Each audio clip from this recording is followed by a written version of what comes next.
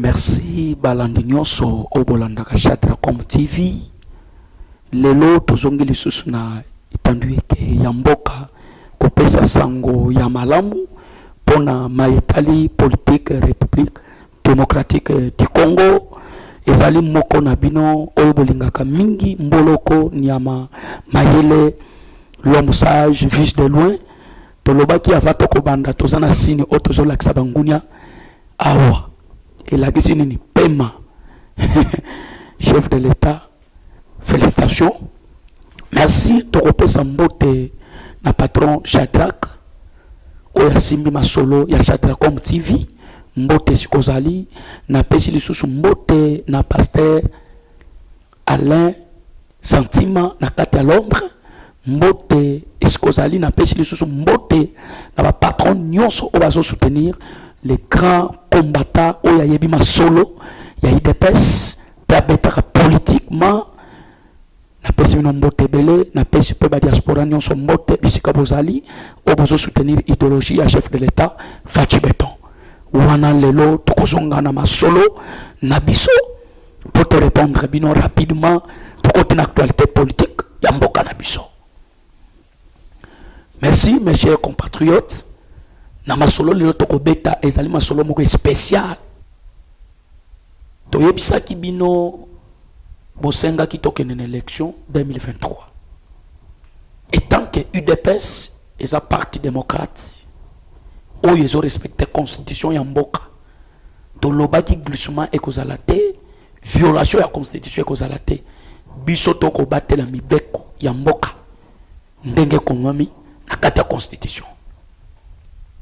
Bosenga ki élection tolobaki na bino tokobimisa topesi ba confession religieuse ndingisa basangana bakende kobimisa président moko ya seni tango bakei ba yokani na premier consensus ba yokana kité bakei na voix ya vote mais tango bakei na voix ya vote eloko ekokamusa mukili eloko ekokamusa même si pas biso peuple congolais auto soutenir idéologie ya bandeko ponani bolobaki na kati ya démocratie la majorité compte ok na voix électorale si confession religieuse ba yeko voter Denis Kadima bimi comme président ya Seni.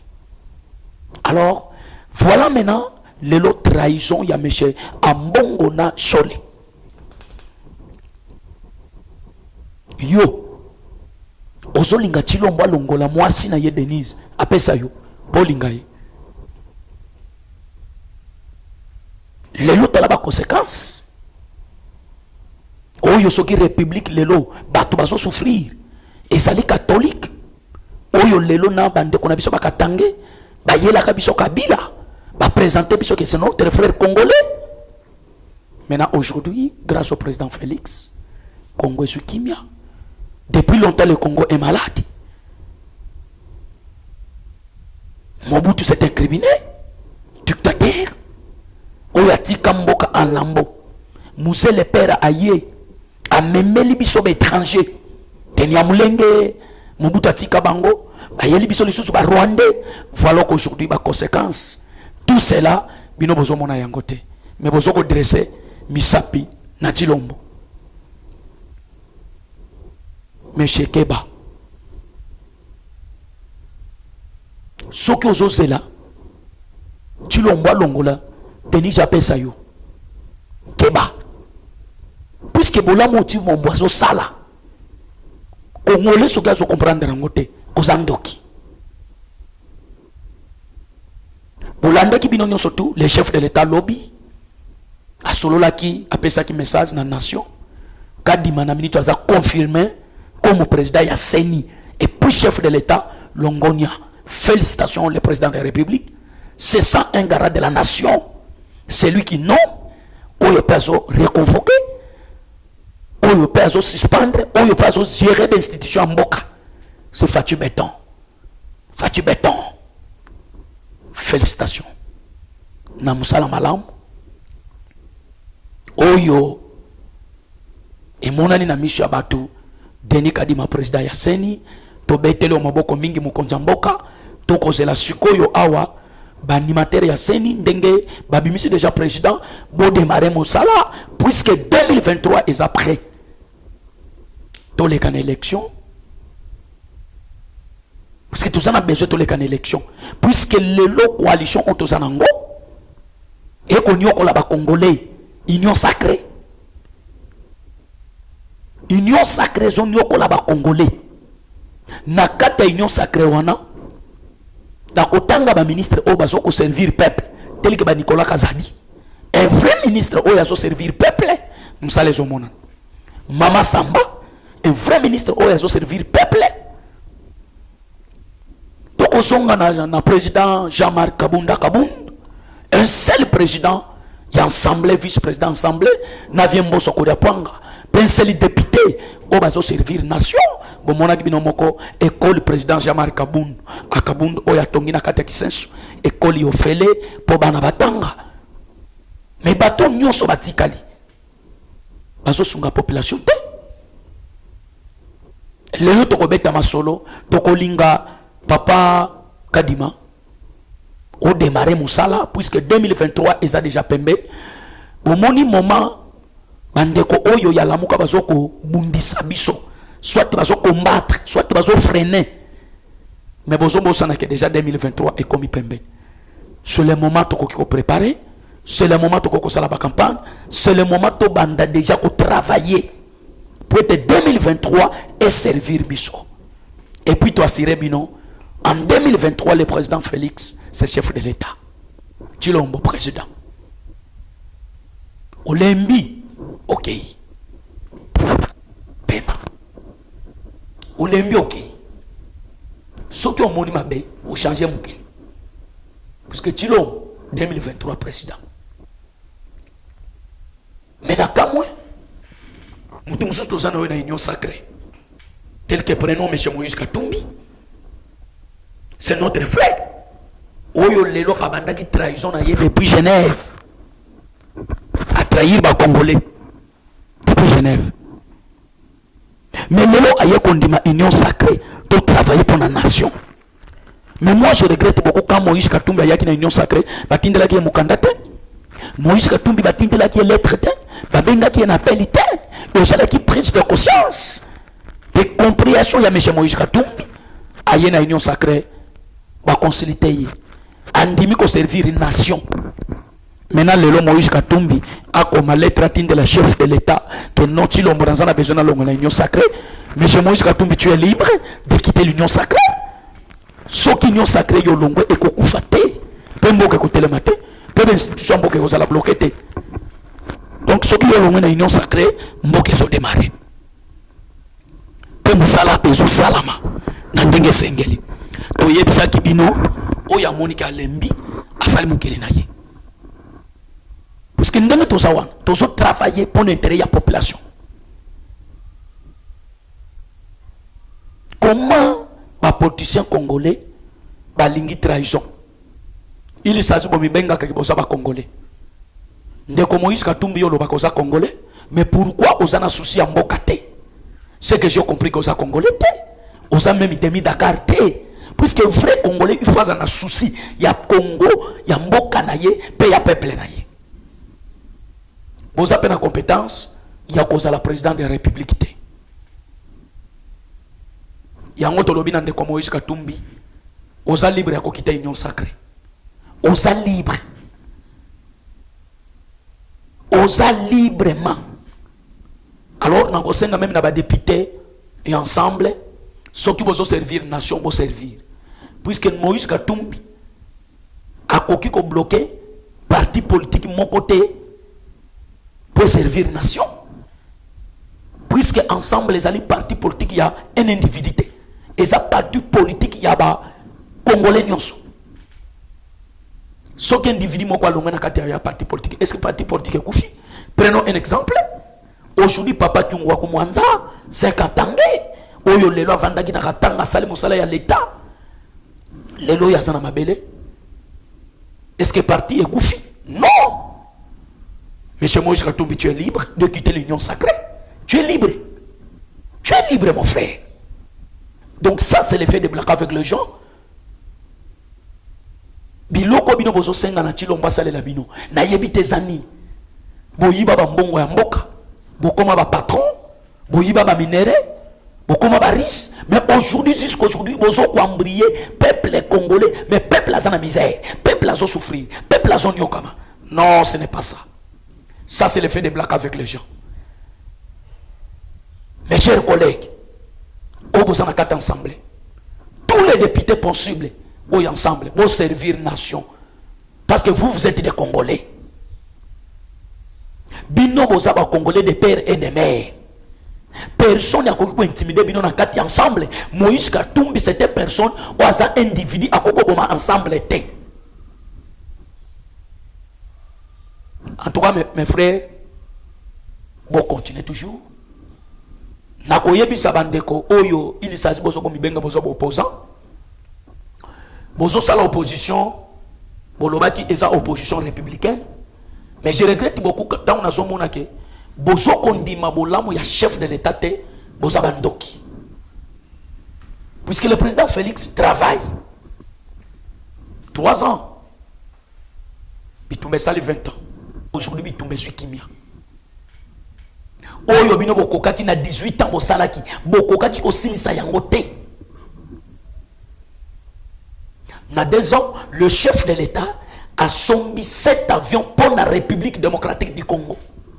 Na 2 ans, le chef de l'État a réalisé promesse oya yebisaki ba Congolais que bana na bino bakotango fele. Aujourd'hui bana bazotango fele. Malgré mutema mabe ya mbongo na Chole. Chole c'est un individu, Ambongo c'est un individu, à Koki ko bloqué l'institution chef de l'État T. Pe à Koki ko bloqué bonheur ya peuple congolais T. Comment tu es un serviteur de Dieu, mais aux alina un de tribal, aux olingate au servir peuple, au yonzamba pesayo. Monsieur Ambongo Keba, Monsieur Chole Keba, parce que nation congolais ezali nation ya ba congolais nyonso. Ezo ko engagé na mbongo te pe na Chole te.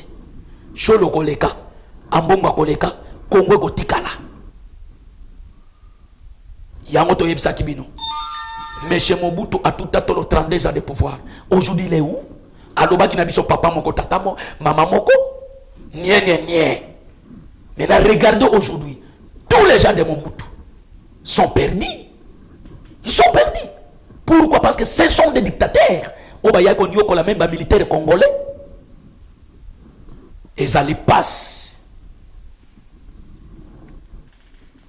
Comment un député a besoin $13 000, mais policier na soda ou yazo bunda bituma na este, a cause bongo anate. Ça c'est l'effet de Blaka avec les gens. Il faut $13 000 ou on a ba futaka yango soda ou yazo bunda pour la République. $13 000 ou on il faut ba futaka yango policier ou yazo kengela civil na ba bien naï. Yango to senga kina mukonza mboka atala makambu ya ba soda. Atala makambo la police abaksela bango mwa longonia pona batoyo ba policier na ba militaire baso sala musala makasi. Je connais un militaire, c'est mon vieux. Azozanga même ndako kolala. Et puis le chef de l'état, lokola babongisa ki kan tchat, babongisi kan kokolo. Tozo senga même kan Kabila. Kabumba kan seta babongisa yango puisque il y a des militaires au bazange sika kolala. Il y a des militaires au bazola à l'église. Il y a les militaires au bazola à l'Ibanda. Le chef de l'État prend courage de travailler toujours, dire, de bosser. Parce que notre nation, depuis longtemps, ils sont malades. Donc, Banda Kana Congo est comme malade. Mais le Congo est comme il soit traitement grâce au président Félix. C'est ça que nous demandons. Maintenant, auprès du chef de l'État, améliorer les sources, salaire à soda, salaire à policier, salaire payé à enseignant au bolaka kibango, bobaxé la bango puisque ils ont prise d'encouragement pour te baser ma casse, il y a kotangi sa pebana puisque lelo ceux qui battent muso bazo benga ba ministre, ba député. Grâce à enseignant wana. En tout cas botala likambo ya enseignant ba kolela. Lokola pe santage wakamwa iloko bien, botala likambo ya enseignant. Botala likambo ya police, botala likambo ya ba militaire nyonso farde se moura. Bazala na ordre, bazwa kamwa musolo quand même bo baxela la bango. En tout cas chef de l'état congolais nyonso tiaki espoir et paina yo puisque yo a des pères et des mères. Toyebaki ke ndengo lobaki ndenge na zui pouvoir Congo eko changer eko koma Congo nouveau tolingi to vivre yango bilembo. Voilà que le chef de l'État nazo kumisa puisque ba promesse oyo lakaki ba congolais o ba déjà ndambo réalisé. En tout cas courage les choses yako bosser mais to sengi pona likambo etali ba soda ba bakisela bango quelque chose likambo etali ba policier ba bakisela bango quelque chose likambo etali ba méchant ba professeur en général l'union surtout ya ba méchant ya ba professeur na tout bo bakisela bango moi quelque chose po bazwa courage ya kotangisa bana na bango soki méchant zo mwa mbongo bien azana capacité ya kofuta ndako azana capacité ya kolata azana capacité ya kolia payer pa kozala kulala tango ya na classe salle de classe après ça bana matière c'est ça que les autres déclarations de linga ki to sala ya ko senga na chef de l'état ndenge olakaki ba méché que ba ko bakisela bango quelque chose en tout cas gouvernement a déjà précaution vieux Samalou Condé lit vraiment yakoba kisela enseigner quelque chose pour batang sabana et jusqu'aujourd'hui bana bazotanga te bana bazali libanda bino moko bomona kibilili na kati ya palais du peuple bana bakenda ko révolter ko sala ba makelele pourquoi parce que banda bazokende classe ezate ba professeur bazotanga sate ba monsieur bazotanga sate la raison pour laquelle musolo na bango bolaka ki bango bo bakisa kite alors bo bakisela bango musolo pour être lundi ba démarrer musala ko tangisa bana et bino pe ba enseigner na ko pesa conseil bo zala mutema moto te tala bitumba tozana ngona RDC botala combat tozana ngo Félix azobunda yemoko ko banda na parlement na gouvernement na institution nyos le chef de l'état azali yemoko bokitisa mutema akobakisa bakobakisa bino quelque chose na gouvernement poete bosala musala ndenge sengeli botangi sabana puisque bana wana pe bazali avenir ya lobby pour la République démocratique du Congo lelo na koleka lisusu na masolo oyo na yokaki bandeko ya kisensu bazolela. Pourquoi bazolela bamboule bandi monsieur le gouverneur Jantini Ngobila Mbaka nako senga na monsieur le gouverneur Jantini Ngobila Mbaka bozo viser Gombe bozo viser ma campagne bozo viser Ngaliema puisque mundele belge atonga ba milier wana mais commune ya kisensu ezali un seul commune ongunge ezalaka te solo ezalaka te mais bloc ebomaka bango nzela ezate nzele bandi matete ti campus bande kwa kisensu bazo souffrir kisensu eza commune moko solo ezate poubelle ezalaka te mais eza commune moko très très calme alors eza commune moko botika yango bakonzi depuis Mobutu jusqu'à aujourd'hui kisensu bazo zanga nzela. Et la minute monsieur le gouverneur soki bambule bandi nzelo ya kisensu ba pasola banda kunyose ko kende wana na sengi d'excellence monsieur le gouverneur Jantini Ngobila Mbaka atala nzela ya kisensu bakende pe bazongela ba travaux po tomona ka beziptiani ba yaka na nzela kisensu po ba travailler yango mais banda basala nzela etikala bongo l'axe en lambeau babuka banda mabenge salama be rojo makas na banza ye moko chef de l'état akitaka ti premier na salon na campus a mona nzela wana mais jusqu'aujourd'hui musala ezo salamate mais mabenge bukani makas biso toza ba habitat ya kisensu malgré to déplacer to koma na ba commune mususu to yebi commune ya kisensu eza commune oyo lelo s'occuper ba kondibo tiango lisu fulu ezalaka te solo ezalaka te commune moko pesa malamu esengeli monsieur le gouverneur Jantini Ngobila Mbaka na banza dossier ya nzela kisensu eza na hôtel de ville vérifier yango tinda batu ba travaux ezala lancer na nzela kisensu sinon te bambula tango ezobanda bande kwa kisensu bakokufa na yebite ekozala nini c'est que kisensu ezalaka peuple congolais te mais soki baza peuple botala likamu na bango puisque bayebisa kingai papa mboloko bino batu bolekaka na basien boyebisa la biso monsieur le gouverneur mais nzela ya kisensu batika yango boyindenga nini population na yo ezokufa lelo pe soko tieli bango nzela monsieur le gouverneur eza pe voya 2023 oyo zoluka eza tenge no tokombola kaka balabala tokombola balabala to loko taba matiti ezali pe moko ya kosunga population ya kisensu o bazozanga nzela to beti sete na monsieur le gouverneur Jantini Ngobila Mbaka bakutana na monsieur le excellence Samalou Condé oya simi chef du gouvernement congolais batala nzela kisensu mabulu nzela kisensu banda bapanza yango babuka bandako mabulu ya makasi ezosala ba dégâts mabengi dernièrement maman moko auti ko kundama na mabele na mbule auti ko noka en tout cas monsieur le gouverneur botala nzela kisensu sinon te population kisensu to yebite ya kobeta ezate wana toyebisi kaka monsieur le gouverneur boyoka bofongola matoi soki okokipe population ya Kisensu papa bakobetelo maboko. En tout cas vraiment monsieur le gouverneur likambo ya Kisensu tala yango et puis na koyebisa yo le plus commune oyo bazanga tamai bazanga courant ezaki kom Kisensu kipe yango monsieur le gouverneur Gentini Ngobila Mbaka ndoko mona population ya Kisensu bakobetelo maboko bolimitaka vision te ezateka no kangalema ezateka no gombe ezateka no lemba Kisensu esengeli pe monsieur le gouverneur otika ta kombo na Kisensu puisque nzela ezate mbungu ba voter na Kisensu na tikali ko monelo kwa salate bandaza la ki député a comme vice gouverneur Kisensu ti lelo eza reculé Kisensu eza reculé yango to senga ki na monsieur le gouverneur nzela Kisensu esalama ba travaux wana ba ekufa ba zongela yango pona ma etali nzela wana eza la ki lisolo ya nzela to ko zonga lisusu na lisolo ya batu oyo bazoko sakana na président na biso Jean-Marie Kabunda keba yo muto zo sakana Kabunda azali mutu oyo république ezo pesa valeur Kabunda azali mutu oyo lelo abundeli mboka oyo pe amemi Congo na élection pe lelo to bengani ba dictateur Kabunda azali mutu oyo bino bokoko blake na yete keba yo mutu alamuka olingo sakana na Kabunda keba na yo mutu olingo sakana na mama Samba Keba tolobi Kabunda za mutu ko respecter puisque Kabunda c'est un homme intelligent Keba yo mutu zo sakana Kabunda Keba to ebisio alors yango to kobeta masolo bande konyo so bolanda kabiso boyeba ke kadima déjà za président ya Seni chef de l'état Sinyaki makamnyo soto abeta ki pe masolo na nation boyeba ke déjà 2023 élection ezali et puis na kobeta mbela na ba diaspora nyonso boza en Europe obokima ka bokoma ba exilé politique bozonga retour au pays boya ko investir poste e mboka na biso pourquoi kaka to yamba kaka batu ya mbongo kaka bazala ka ba étranger et sengeli yo pe congolais o installer ba makamno ya malamu na Europe zonga na RDC ya ko installer e kozala malamu mingi et sengeli to soutenir président Félix botala bitumba zanango na simana ye komba za makasi tozana bitumba Moïse Katumbi tozana na komba la moka tozana na komba FCC tozana na komba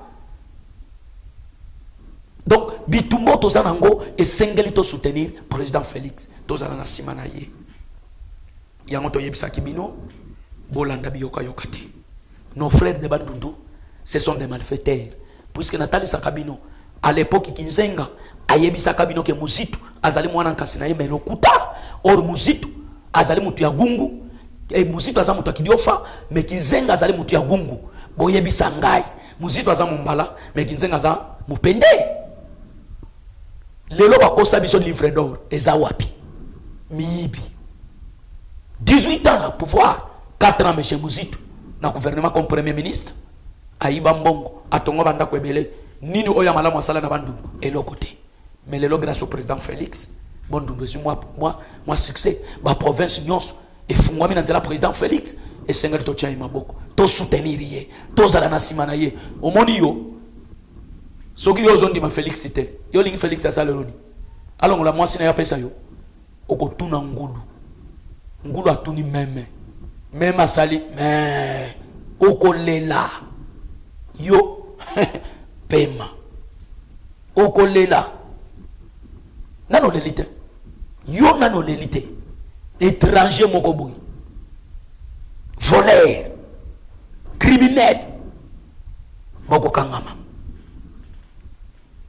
yango tokoloba bomona ki pe mkonza mboka solela ki na bazusi o babengami bajuge na biso ya république talisaki bango c'est le conseil tokosenga pe na justice congolais ngana lobaka po na justice congolais pe na za certifié parce que justice wana jusqu'au aujourd'hui ezo sala musala te état de droit esuka kana kamere e banda pe na kamere na jama esuka pe wana mais bato basali crime contre l'humanité pendant 18 ans bavandi na bango banemi mulangi babo shabo bobemi nako bashadar et jusqu'aujourd'hui rien du tout. Donc état de droit état kaka mere état de droit et suki kaka na jama na kamere donc jusqu'aujourd'hui zili alengeta ba dossier nyonso azoke ne kotika na justice ezo correspondre ne lokote en tout cas na za certifié na justice wana c'est que justice wana est commis bien. Puisque aujourd'hui, tout le monde va te dire sur l'État. Tu as un exemple tel que M. Jantini Ngobilambaka. Oya yibi, azo yiba mbongo ya l'État. O va pesa qui pour la réhabiliter, qui n'y va pas. Pour la réhabiliter, banzela nyosa kisasa. Mais ye azo liango na piri ma petit na ye. Tout le monde li susu moko oyo. Ministre moko auti ko yiba mbongo. Yarab. Et le botiki ye, c'est que état de droit bandi na caméra souki pe na jamal. Non, to lingi bongo te. To ana besoin état de droit et sala musala. Ndenge sengeli. Et souka na caméra te na jamal te. Wana ezo opinion nanga. Soki on moni o sepe nango te je ma fou et talinga te. Puisque état de droit wa to zo mona ngwe lokote. E bandaka kana caméra souki pe na caméra. Tous on a besoin de justice ya Congo et sala musala. Jusqu'aujourd'hui Kabila sala crime. Bozo tikaye. Ba mende wana miyibi. Ba kimbuta, ba sala ba yiba. Ba ngobila massacre na Yumbi jusqu'aujourd'hui baza libre. Siko justice yango ezo pona bilongi. Botiki pe na kibasa. Non. Non. En tout cas eloko wana toza contre na yango. Tozoko senga na justice congolais et salam sala état la bilongi ya batute. Justice salam sala. Que ça soit aux ande koyanan salam sala. Puisque lui-même le chef de l'état lobakani ezala mwana ya mama leki nanga. Ezala leki nanga oyibi mbongo ya mboka bakokanga yo. Mais boni botikeli biso monsieur Kibasa Madiba oya yibi musolo ya l'état. Ako escroquer mbongo ya ba congolais na tele ya téléphone na crédit. Pia kosi ke mbongo wana ezokende na gratuité ya enseignement. Ah! Botiki pe monsieur Kibasa. Il est pas un ministre. C'est pitoyable. C'est l'état de droit est ce qui état de droit est il faut pas que Kibasa. Puisque Kibasa za moyibi, oya yibi musolo, il y a l'état. Toi on a besoin tout le monde a épreuve l'état de droit. Et koko banda na kamera te esugi na jamal te. Il faut état de droit et kanga batu nyonso. Il faut état de droit et landela kabatunyo so bayiba. Neto ko senga. Nazali na loi moko na ko proposer biso tozali ba président parlementaire debout ya IDPS. Avant lingo kanga biso, il faut longola biso humidité. Loi wana to ko yana ngona parlement et pas vient boss to votango. Biso pe toza moko ya ba parlementaire debout ya IDPS. Parmi les 13 parlementaires oyo ki sekedi atika biso pe to contenant lit. Tous les gens à loi one, tous les gens ensemble. Pour nos parlementaires debout il y a IDPS. Avant qu'on kanganga, il faut l'ongolanga humidité. Sans humidité, n'a aucune prison. Alors wana to zolo bela, bato bazo sakana, n'a pas président parlementaire debout. Biso to zaba marche pied na binoté. Et puis biso to yaka na IDPS to yako tika binoté. Biso to yaka na IDPS te que non, to yako bete la kabino maboko. To yaka na IDPS pour nous servir nation. IDPS, ezalaka ya mutute, ezali IDPS ya ba congolais nyoso. Oya zoko penser que IDPS eza ya mutu akotuna ngulu na yebisa kabino IDPS eza ba congolais nyonso to s'abonner boya ebele c'est notre parti, on ne peut pas nous intimider. IDPS oyo kisegede atika ngopona ba congolais nyonso ezali IDPS ya groupe ya ba individu moko boite ezali IDPS ya groupe ya ba malfaiteur te ezali IDPS ya ba congolais nyonso. Je dis et puis j'assume ma parole. Yo soki omoni est touché yo tinda basoda ba yako bomangai pona lobi vérité IDPS eza ya yote eza mutu nyonso eza yote soko pensa ka IDPS eza yote pe yo okozwa ba combattant otage te yo okoki kozwa ba président parlementaire de bois otage te ata mokolo moko.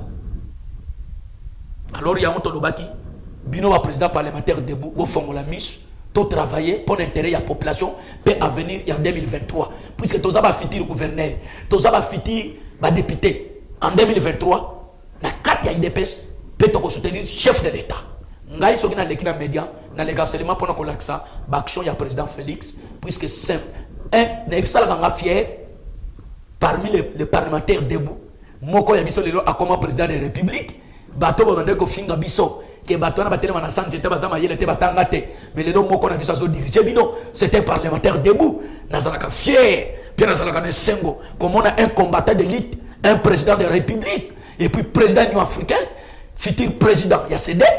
En tout cas j'ai la joie C'est pour cela que nous sommes toujours fiers pour Félix Antoine Tshisekedi Tshilombo. Salam sala ndenge sengeli. Tozana simana yo, pe toko soutenir yo. Wane zalaki moko na bino, mboloko, nyama mayele. Aza toujours abwania ebele. Soki omoni ke makambo na lobby engagé yo. Papa, yo. Soki omoni ke intéressé yo te, yo kaka. Mais ngai na lobby. Et le bagande qu'on a biso moko, président moko parlementaire debout, bouche autorisée. Nous sommes sur la démocratie. Wane za opinion nanga. Na yana IDPS pour nous tout. Mutupa memanga na IDPS azate. Na yaka puisque na monaka idéologie Etienne Tshisekedi ya mundu mbeza ya malamu. Bampangi na betu ya Kidiofa ya Gungu, bampangi na betu ya Kasai, bampangi na betu ya Mbandaka, bampangi na betu ya Bakongo betu nyonso na sima ya Fati. Betu soutenir pangi na betu Fati parce que yake pangi na betu. Kanange buya Fati so sabwala nange. En 2023, kanange mona photo ya Fati na campagne voter parce qu'en 2023, un seul président Fati Béton. Donc ça la passation des pouvoirs, Fati plus Tshilombo plus Béton. Soki oboyi olongwe osali mokili na yo okoyoka moto poko souffrir ki salme banda kana ngebu ya Fati so sabwala nange betu ke na sima Fati yake mpangi na betu ngebu ya Fati ngendima Fati betu metabu ya Fati ve beta soutenir ya ti na suka betabu ya Fati te sambo yake mpangi na betu en désordre wana na pesi mino mbote na zongezi susu matondi epa ya tata Nzambe kola mokili. Soki omonike etouché yo salam salam ndenge sengeli oyiba mbongo wa l'état de droit.